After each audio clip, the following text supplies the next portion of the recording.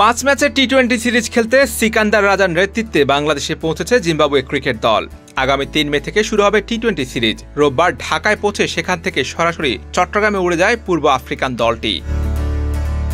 2020 সালের পর Zimbabwe cricket দল আবার বাংলাদেশে এসেছে। সেবার পূর্ণাঙ্গ সিরিজ খেলতে এলেও এবার কেবল টি-20 ম্যাচ খেলবে অতিথিরা।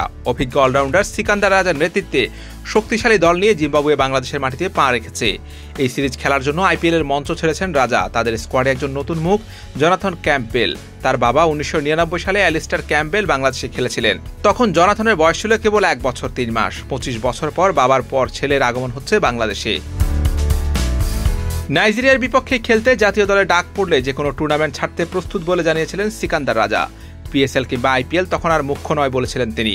এবার বাংলাদেশের বিপক্ষে সিরিজ খেলতে সেটি প্রমাণ করেছেন। আইপিএল ছাড়লেন তিনি। সামাজিক যোগাযোগ মাধ্যমে রাজা নিজেই বিষয়টি জানিয়েছেন। তিনি লিখেন, ধন্যবাদ ভারত, আমাকে নেওয়ার জন্য আইপিএল এবং পাঞ্জাব কিংসকেও ধন্যবাদ। প্রতিটি মুহূর্ত আমি উপভোগ করেছি। এখন দেশের প্রতি দায়িত্ব পালনের সময়। আমাদের খুব দ্রুতই আবার দেখা হবে।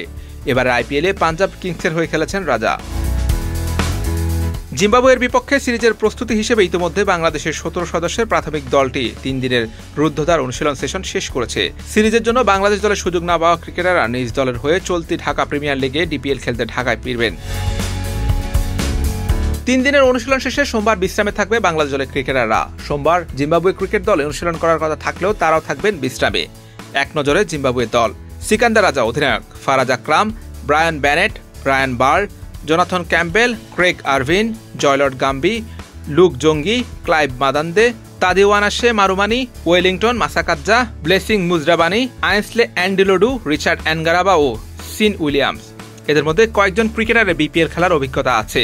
বিপিএল এর সবশেষ মৌসুমে সিলেটের হয়ে খেলেছিলেন ব্রায়ান বার্ড, রিচার্ড অ্যানগারাবা। এছাড়া এর আগে রংপুর রাইডার্সের হয়ে খেলেছিলেন সিকান্দার রাজা। বিপিএল এর অভিজ্ঞতাকে কাজে লাগিয়ে বাংলাদেশের বিপক্ষে টি-20 সিরিজেও ভালো কিছু উপহার দিবেন তারা, এমনটাই প্রত্যাশা করছেন সকলে।